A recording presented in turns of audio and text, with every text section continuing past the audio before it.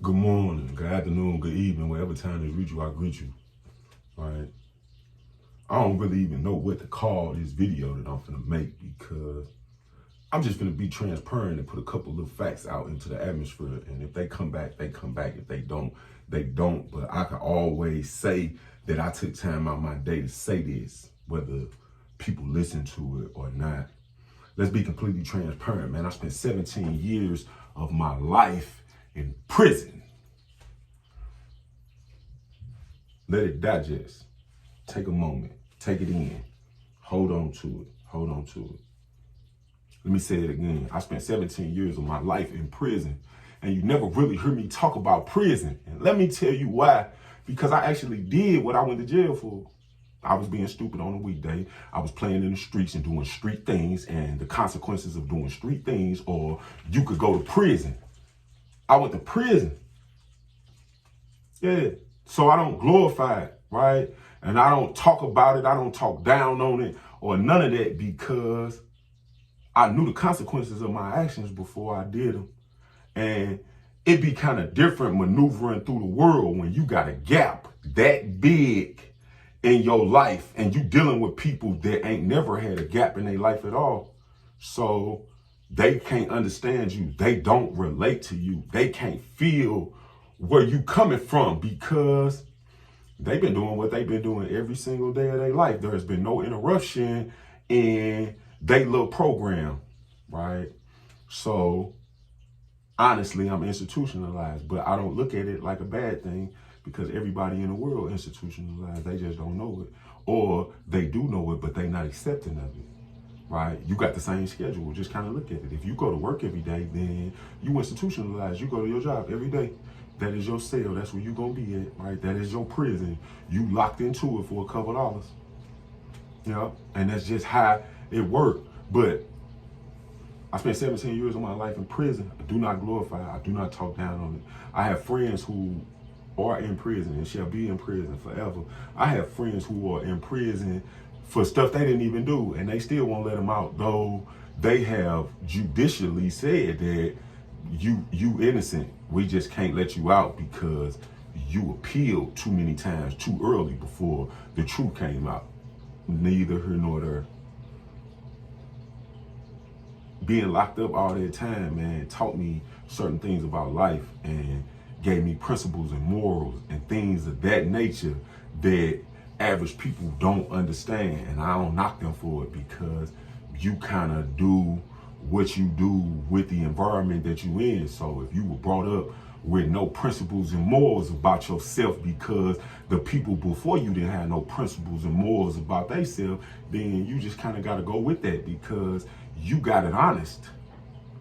You learned it honestly from people who practiced it in front of you, and they learned it from people that practiced it in front of them. Well, for me, I grew up in the Department of Corrections. I went to jail when I was 19, 20. I didn't come home the first time till I was 33. I got right back to doing what I know. No, I didn't. I got married. I had a whole wife and a whole little family and all of that. And then that went left because she left, right? And the only reason I was doing the things that I was doing is because she was there. So when she left, I got back to doing the same nonsense that I was known for, and I went back to prison. I'm lying. I lived the book. In my first book, Loud, A Strong Story, 0.5 to half a gram. I lived that because I was on a run.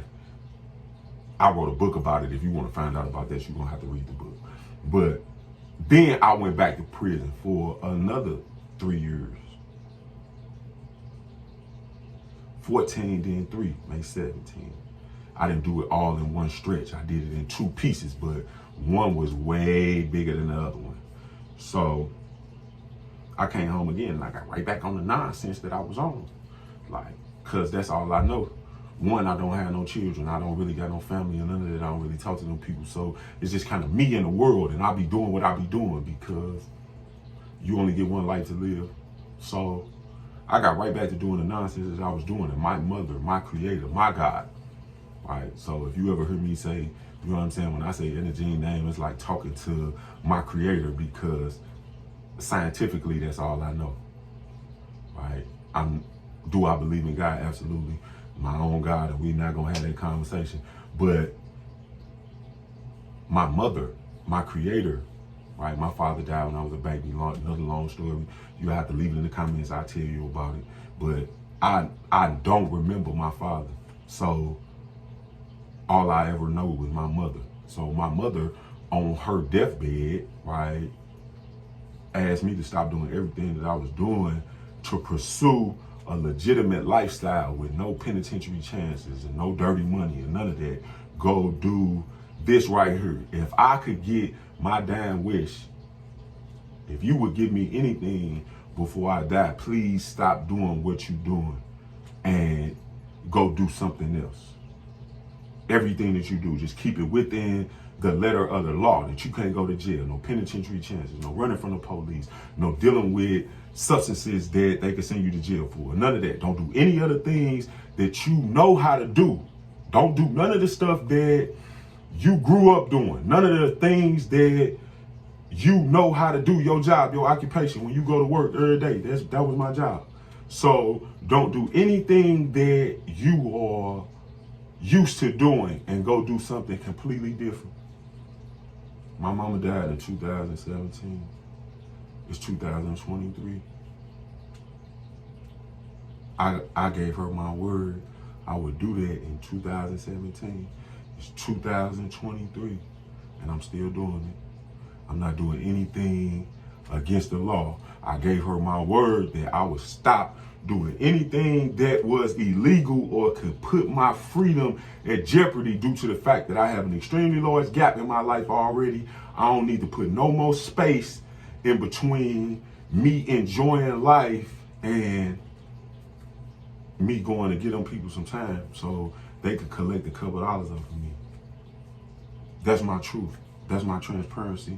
And to be completely honest with myself and whoever watched this video, I don't know what I'm doing. Nothing. I don't know what I'm doing.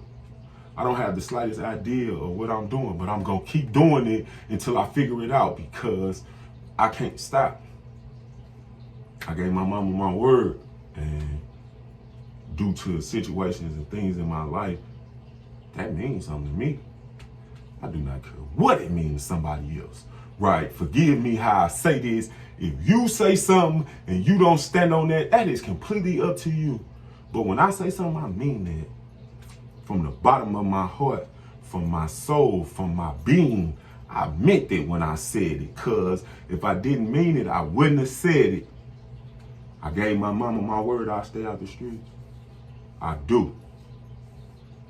Then, fast forward, we have Edna Jean.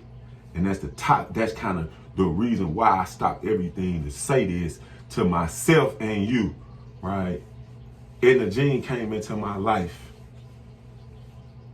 and I didn't ask for her. She was a gift, right? Everybody in the world kind of got it misconstrued thinking that I went and got her for some attention, but I didn't. No, I did not, right? I didn't put no thought into it after the situation that brought me to where I was at when she came into my life. I was in therapy. Have you been to therapy? I've been to therapy, right? I really did all that nonsense and sat around and laid on the couch and, you know what I'm saying, confess my soul and all of this to a stranger that couldn't relate to my story. But we're gonna get deep into that because I gotta start getting this stuff out my chest. It's killing me. Right, it is killing me that I walk around with this, and most of the people that deal with me don't even know it. Right, all they know is the 15-second clip that they seen of me and made the assumptions that they made of me. Now back to what I was saying though, Edna Jean came into my life, and I swear for Lord, I got the video footage to prove it. Right, I took responsibility for her life, and I told that lady when she gave her to me that she is going to live an extremely good life. She with me. And I'm going to do everything in my power to continue giving her that. I don't care what nobody talking about. I swear for the Lord I don't. Because I gave that lady my word I would do something. Now I'm doing it. But you need to understand while I'm doing it that most of the stuff in the world I don't really even know nothing about. I missed all that. Right? I missed all that. I went to prison before the internet. I came home, the internet was in full swing. So I missed the beginning setup of all that to learn the ins and outs and what to do and what not to do. But that just is what it is. And I know I be posting these videos and you be wondering like why I'm in the bathroom. Cause number one, this is the best light in the cell. And number two, when I was in prison, the room that I was in, that I spent the majority of my time in, was probably the same size as this bathroom. Y'all enjoy y'all day, man. Be safe, positive, and productive. You know my slogan. Enjoy the show or change the channel. But let's get something crystal clear and understood. One, I'm institutionalized. Two, I have an extremely large gap in my life. Number three, I do not play in the streets or indulge in any type of nonsense. Number four, I gave that lady, EJ Granny, my word that I would spoil her to life. And number five, I don't know what I'm doing. Good day.